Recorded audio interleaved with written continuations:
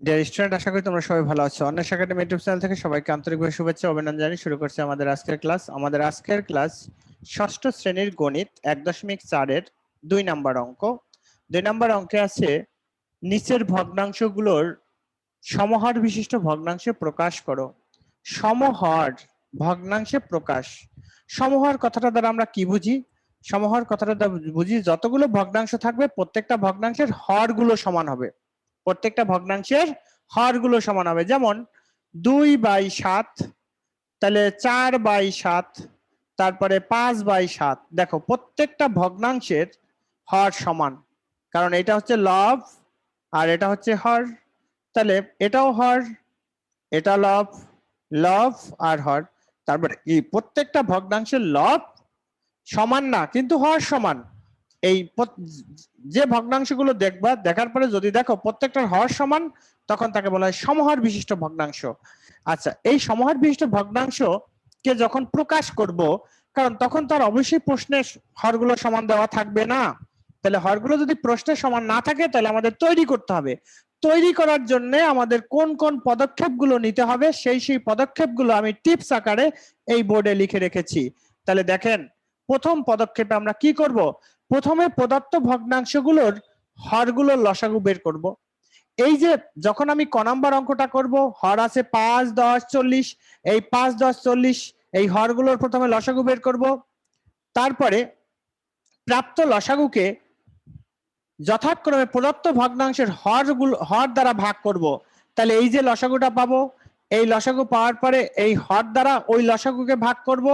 প্রাপ্ত ভাগফল আবার কি করতে হবে? উক্ত ভগ্নাংশগুলো লব ও হরের সাথে গুণ করব। যে আমরা ভাগফলটা পাবো, সেই ভাগফলটা প্রত্যেকটা ভগ্নাংশের লব এবং হরের সাথে গুণ করতে হবে।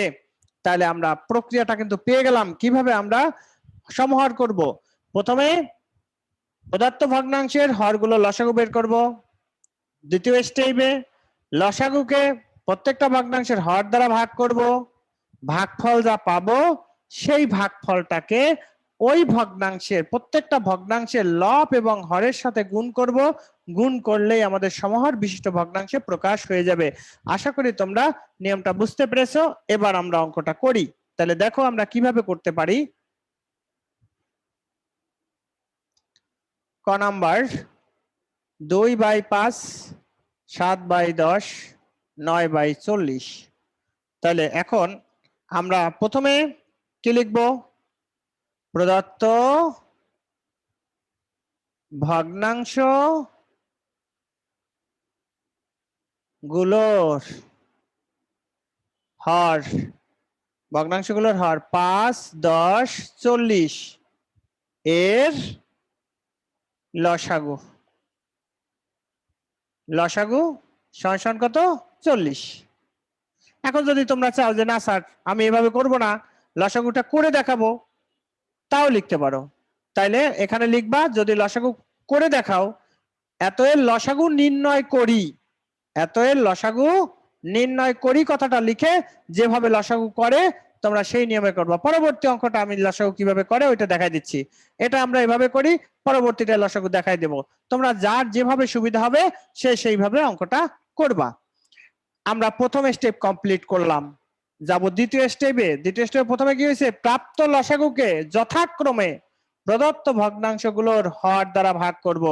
যথাক্রমে ভাগ করব হর দ্বারা। হ্যাঁ, তাহলে এখন আমরা কি করব? এইভাবে যদি করি যে 40, দেখো 40/5 সমান সমান কত? 8 পাইছি আমি 8। তাহলে এখন প্রথম ভগ্নাংশ, প্রথম ভগ্নাংশটা কি হবে? প্রথম ভগ্নাংশ, তাহলে ওই 2 গুণ 8, 5 গুণ 8 সমান সমান 16/40। তাহলে আমরা 40/5 সমান সমান 8 ভাগ করছি। তারপরে কি করব? দ্বারা ভাগ করে প্রাপ্ত ভাগফলকে আবার উক্ত ভগ্নাংশের, এই যে ভাগফল 8, উক্ত ভগ্নাংশের লব এবং হরের সাথে 2 গুণ 8 16, 5 গুণ 8 40। তারপরে এইভাবে আমরা, তাহলে এখন 40/10 সমান সমান কত? 4। তাহলে দ্বিতীয় ভগ্নাংশ কি হবে?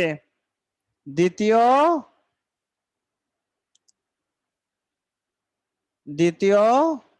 ভগ্নাংশ দ্বিতীয় ভগ্নাংশ সমান সমান, তাহলে 7 গুণ 4, 10 গুণ 4, 4 7 28, 4 10 কে 40। আচ্ছা, এরপরে 40 ভাগ 40 সমান সমান 1। তাহলে এখন তৃতীয় ভগ্নাংশ কি হবে? তৃতীয় ভগ্নাংশ সমান সমান 9 গুণ 1 আর 40 গুণ 1 সমান সমান 9 কে 9, 40 কে 40। তাহলে দেখো 40 40 40 প্রত্যেকটা হর সমান হয়েছে, সুতরাং লিখবা সমহর বিশিষ্ট ভগ্নাংশ। সমহর বিশিষ্ট ভগ্নাংশ 16/40, তারপরে 28/40, তারপরে 9/40, 9/40। এটাই উত্তর, এটাই উত্তর। এইভাবে সমহর বিশিষ্ট ভগ্নাংশে প্রকাশ করে। প্রথমে আমরা হরগুলো লসাগু করব, তারপরে 40 ভাগ 5 ওই লসাগুকে প্রত্যেকটা হর দ্বারা ভাগ করব, তারপর আমরা গুণ করব। দেখো 40 ভাগ 5 = 8, 5 8 40, গুণ করছি 2 গুণ 8, তারপর 5 গুণ 8, 8 দুগুণে 16, 5 8 40, 4 দ্বিতীয় ভগ্নাংশ, 7 গুণ 4, 10 গুণ 4, 28/40। তা 40 ভাগ 40 1, তৃতীয় ভগ্নাংশ 9 গুণ 1, 40 গুণ 1 সমান সমান কত? 9/40। এই হচ্ছে আমাদের সমহর বিশিষ্ট ভগ্নাংশে প্রকাশের অঙ্ক। তাহলে দেখেন, এই যে অঙ্কটা আমরা এভাবে করলাম, এরপরে আমরা এই যে এখানে সরাসরি লসাগু না লিখে আমরা লসাগুটা দেখাইয়ে তারপরে করব। তাহলে লসাগুটা কিভাবে দেখাবো? আমি এই অঙ্কটা লসাগু দেখিয়ে তারপর তোমাদের অঙ্কটা করে দেব। তাহলে দেখো,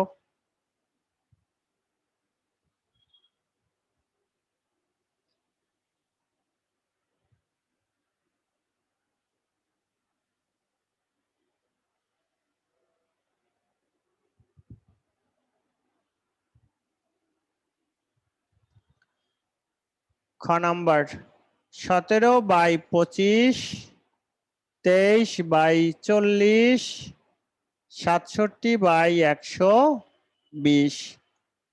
তাহলে এখন দেখো, প্রথমে আমরা লিখব যে লসাগু নির্ণয় করি, কথাটা এভাবে লিখে নিব। হ্যাঁ, প্রদত্ত ভগ্নাংশ গুলোর লসাগু নির্ণয় করি। আচ্ছা, তাহলে 25, 40, 120। প্রথমে 5 দিয়ে দাও, 5 5 5 25, 5 8 40, 5 দুগুণে 10, 11 12, 20, 4 5 20। এখন যাই 2 দিয়া, 5 4 দুগুণে 8, 12 দুগুণে 24, আবার 2 দিয়ে, 5 2 দুগুণে 4, 6 দুগুণে 12, আবার 2 দিয়ে, 5 2 কে 2, 3 দুগুণে 6। তাহলে নির্ণেয় লসাগু, নির্ণেয় লসাগু, নির্ণেয় লসাগু 5 গুণ 2 গুণ 2 গুণ 2 গুণ 5 গুণ 3 সমান সমান কত হয়?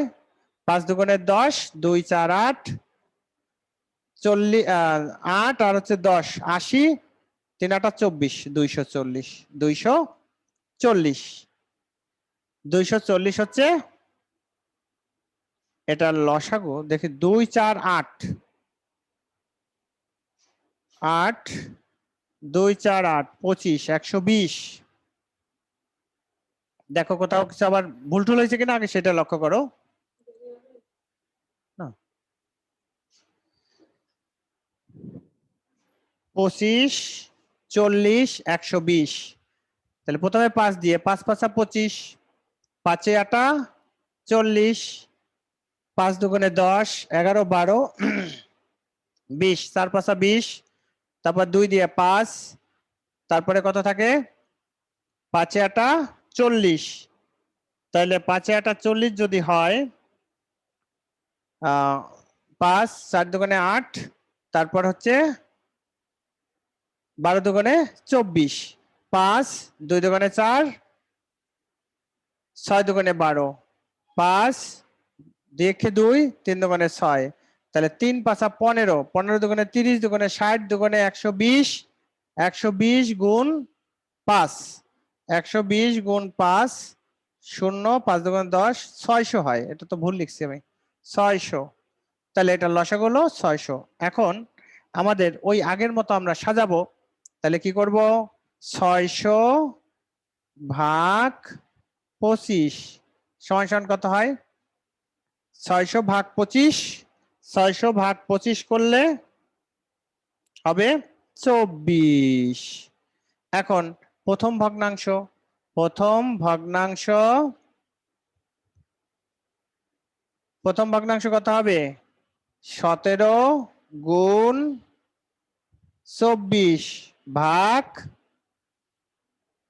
25 গুণ 24। তাহলে এখন 17 গুণ 24, 17 গুণ 24 করলে 408 আর হচ্ছে 600। এইভাবে প্রত্যেকটা ভগ্নাংশ এখন বের করতে হবে। 600 ভাগ 40 সমান সমান 15। তাহলে দ্বিতীয় ভগ্নাংশ 23 গুণ 15 আর হচ্ছে 40 গুণ 15 সমান সমান 3 15 45 5 হাতে থাকে 4, 15 দুগুণে 30 আর 4 34 আর হচ্ছে 600। এইভাবে পরেরটা 600 ভাগ 120, তাহলে কত থাকে, 600 ভাগ 120 সমান সমান 5। তৃতীয় ভগ্নাংশ, এখানে আমার জায়গা একটু স্বল্পতা আছে, এই জন্য আমি একটু ছোট ছোট করে লিখছি, তোমরা একটু বুঝে নিও। তো 6 7 গুণ 5, তারপরে 120 গুণ 5 সমান সমান কত, 5 7 35, 5 থেকে 3, 5 30 আর 3 33 আর হচ্ছে 600। তাহলে কত হলো 335 বাই 600, 335 বাই 600। তাহলে সমহর কি হলো, তাহলে সমহর বিশিষ্ট ভগ্নাংশ কত, 408 বাই 600, তারপরে 345 বাই 600, তারপরে 335 বাই 600। এই হলো সমহর বিশিষ্ট ভগ্নাংশ। তাহলে দেখো আমরা যদি এইভাবে লসাগুটা দেখাই দিলে ভালো হয়। কেন ভালো হয়, যে টিচাররা বুঝতে পারবে তুমি কিভাবে লসাগুটা বের করছো।